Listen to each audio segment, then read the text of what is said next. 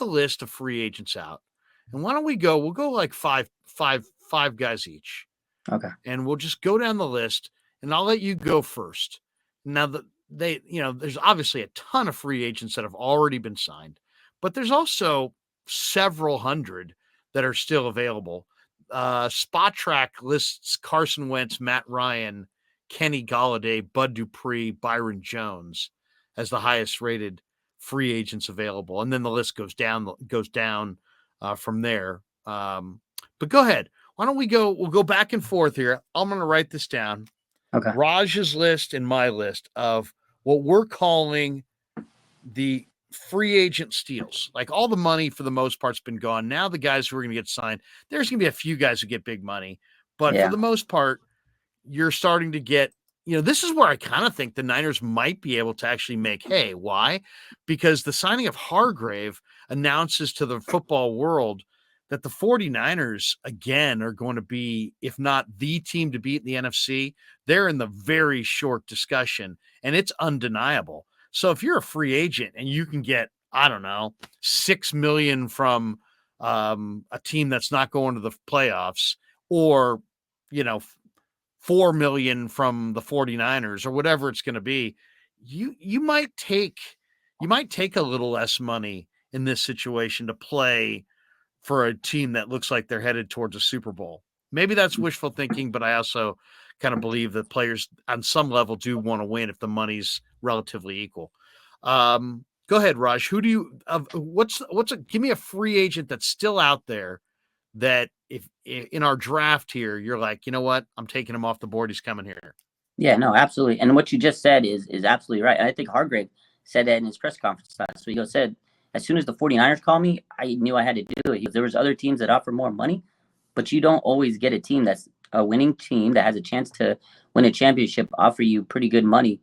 You take it as a free agent. So I think that maybe the rest of these guys on the list probably have that same mentality. Like, yeah, they can go chase a bag, but maybe they take a little less to come with the 49ers. Now, this guy that I'm going to mention, he may be a little bit out of the price range unless, again, he wants to take that lower money. Yannick Ngata. Again, we've been talking about edge. This is my guy. I want to see him on this team. He's a great pass rusher. I think he may not have been signed yet by a team because he's out there. Yeah, he hasn't been signed yet because I think that his weakness is against the run, right? He's not the best run defender, but if he's just your pass rush like specialist, that's fine. Go pay him $6 million, $8 million to go and run after a quarterback. If you got Hargrave now, which we talked about last week, he's going to get double blocked. You got Bosa going to get double blocked. Now you have Armstead that's going to shoot through. Now you can have Ngata off the edge. You got Drake Jack. It's going to make them get to the quarterback a little bit easier. So I 100% would go and spend my money on Yannick Ngata, and I'd be so happy with where they're set up for the draft. There'd be no issues in my eyes. All right, I like that one. That's a good one. It's going to be hard to top Yannick Ngata, who I loved him at Maryland, and you're right. Yeah. He's a great edge rusher. And he's done it in a number of different systems, and, he gets up the field, and he's been productive. And this guy's going to get his double-digit sacks, whether, and that right there, where if you got a guy like Ngata who's almost a lock for 10 sacks, you put him opposite Bosa. That's a great one. I'm going to go Rob C here. I'm going to go with Rob C's idea. Yeah. Leonard Floyd. I'm going to go Leonard Floyd. Why? Because the one thing about Leonard Floyd that I know that there's no draft pick compensation tied to him because he was a cap casualty. So he doesn't even impact that whole equation as far as free agency. So you don't have to give up a compensatory pick. So I'm going to say Leonard Floyd. Take him away from the Rams. I loved him with the Bears. I loved him at Georgia. Guy's just got a crazy, crazy bend, athletic. To me, he would be an upgrade on Ebukam, Jordan Willis, and Amenahue. As much as I love those guys, if you could get this guy and then cover it in the draft, I think that's probably the way to go. That's a solid pick. I love Floyd. I was hoping you didn't pick him on your list because I had him on mine. Definitely a guy that can rush, and he could come in, play outside line. He could play off the edge. Phenomenal player. But my next guy, I'm gonna stick with the edge theme. It's gonna be my last edge. But another veteran that could come in, rush the passer. He's got championship pedigree. It's Frank Clark, man. If you can't get Ngata, you go get a guy like Frank Clark that knows that the 49ers are a winning team. He can come in and chase another championship. He's been to the championship. He's won two. Unfortunately, he won one of them at the cost of our expense. But this guy, I get it. He may not be the greatest in the locker room to fans, but they said the same thing about Richard Sherman. But Frank Clark, I feel, would be an absolute dog off the edge for the 49ers. If they can't get Yannick and Frank's willing to come in for a lower amount of money, he's 30 years old. Maybe he's okay with taking a cheaper veteran deal. Go get Frank Clark. I would love it. All right. I like that one. I like that name too. Frank Clark was awesome at Michigan. He's been a force with the Chiefs. The only thing about Frank Clark is he does run a little hot. He runs a little hot. And I don't know if, but I'll say this. I do think you need some guys who play, who kind of live and play on the edge. You know what I mean? Yeah. And Frank Clark is that kind of guy. I mean, he's a bad A, you know what I mean? And you need some guys on your defensive side of the ball who are just badass guys, That's what they lost in Jimmy Ward. Jimmy Ward, in a lot of ways, was a bad A. And you need those kinds of guys for sure. But I got a guy like that too. But I'm thinking now I got Leonard Floyd, and I'm willing to cover, let Leonard Floyd, if I'm assuming I have Leonard Floyd. So then I can replace the rest of the DNs in the draft. I'm going Marcus Peters, another guy who runs really hot. And his agent Doug Hendrickson's a buddy of mine. I think Peters is, kind of was marked down this year. Had a little bit of a regression. I don't think he's going to get, the big bag. I think he might, have a reasonable price tag. And I just think that they, you got to have guys who are just straight dogs. And Peter is a dog. He will fight you. He's emotional. You got to kind of keep him reined in a little bit because he will go off. But I think he's the kind of, I think they need to make themselves a little uncomfortable to get to that next level defensively in the secondary. This guy might make the guys in the room a little uncomfortable, but man, this guy breaks on the football and he's just a big time player. He's lost a little, but I would still go Marcus Peters. Yeah, that's a solid pick. I like him. He knows how to play ball, man. He can't make, he had the ACL, but he didn't really lose too much after it. He still showed that he's a quality player, probably still a starter in this league. He's 30. Very, very good. Yeah, 30. So you could come in, a veteran type guy.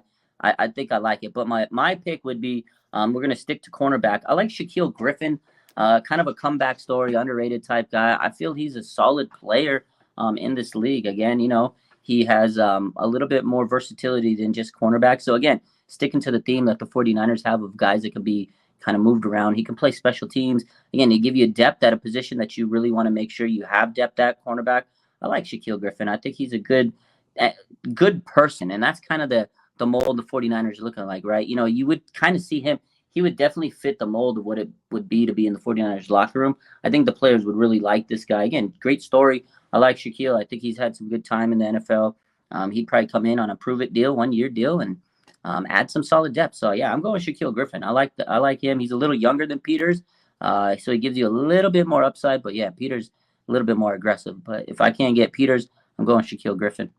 All right, my next pick. I'm going with a guy that once again is a Wilkes guy, and I could see him coming here.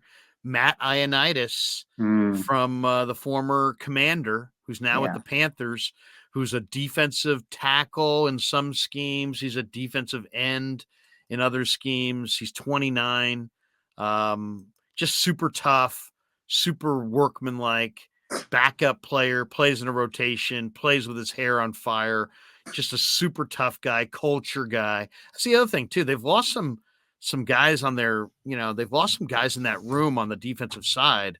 And they're changing the culture a little bit on their front. I mean, there's a lot. I mean, is Kerry Hyder coming back? They brought back McGill, but they lost Jordan Willis. That obviously Ebukam and now Menahue as well.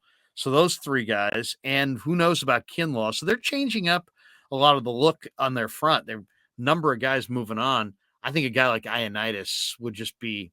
I don't know if you'd play him inside or there's times where you could play him outside in a different look, but I think I'd like to have him in a rotation. So I'll take Ioannidis. Good pick. I'm going to move over to I know we talked a lot about defensive line and those kind of moves, but there's still, I feel like, a hole on the offensive line. And I think I would go and get a solid offensive lineman. Now, I know this guy's played primarily left tackle, but you want some depth. I like Donovan Smith. He played on the Bucs for several years. I think it's a guy that maybe he could play right tackle, but even if not, you have a swing tackle in your rotation. I think he could start right away for the 49ers. I know they put some money on Colton McKivitz. They brought him back. Basically, they're hoping that he can be a cheaper starter than McGlinchey is. Because, I mean, again, we talked about how McGlinchey got paid a lot of money out in Denver. And they took McKivitz on a 2-year deal, basically $2 million a year, basic 2.5. So I still don't feel confident with their depth at offensive line. You have a guy like Jalen Moore, who I am really scared if he's your swing tackle.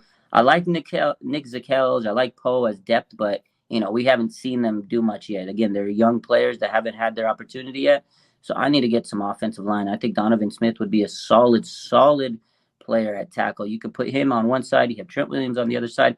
Then your swing tackle would be Colton McKivitz, and I'd be very ecstatic with that, a little bit more than having Colton as your starting right tackle and then Jalen Moore. Obviously, they could still make a move in the draft, but this gives me a lot more confidence moving forward. Donovan Smith, I think he's a quality player at tackle. Donovan Smith. Okay, that's a good one. I think offensive tackle is important too. I'm going to go Tom Compton.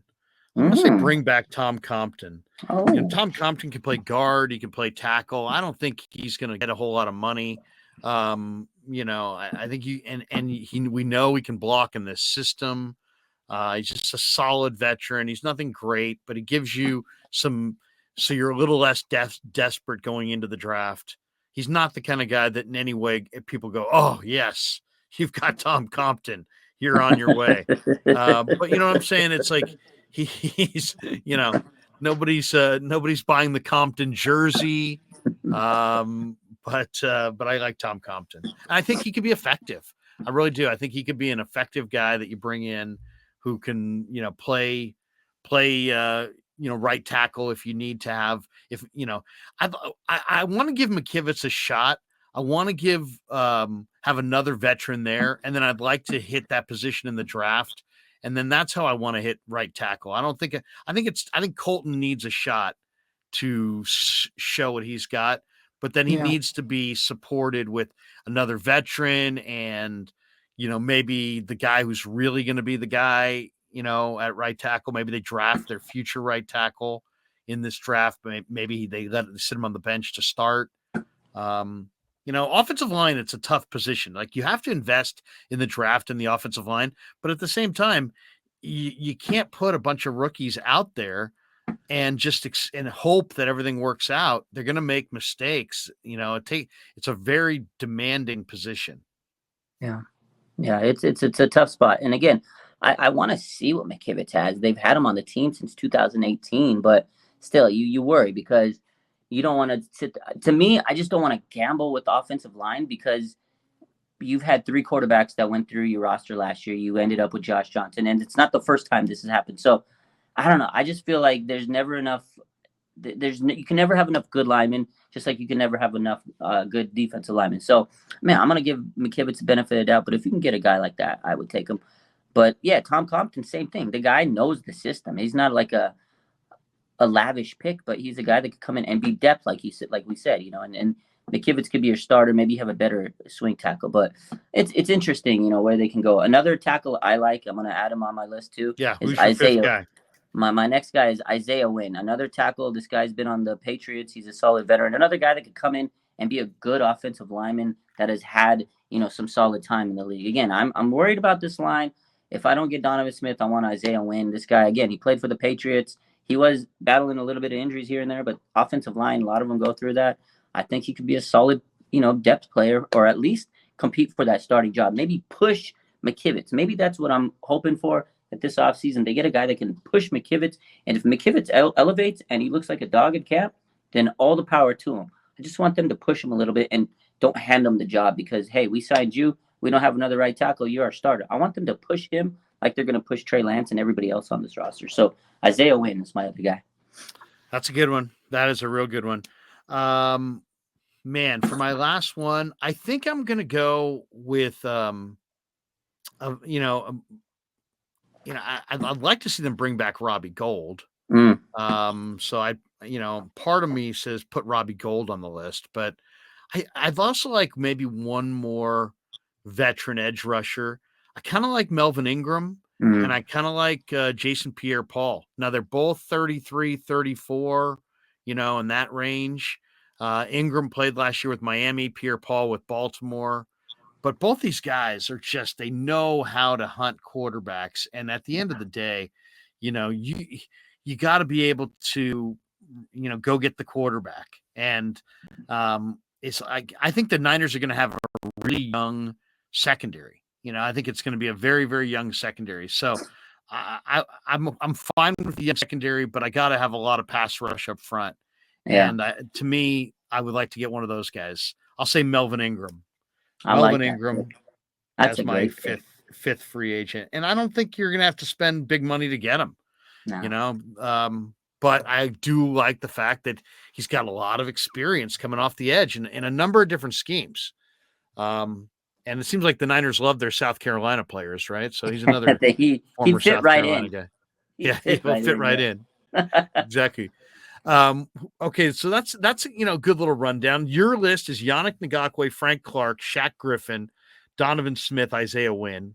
You're going edge rusher, corner, and offensive tackle. I'm going Leonard Floyd, Marcus Peters, Matt Ioannidis, Tom Compton, Melvin Ingram. I'm going D-end, corner, D-line, O tackle, D-end.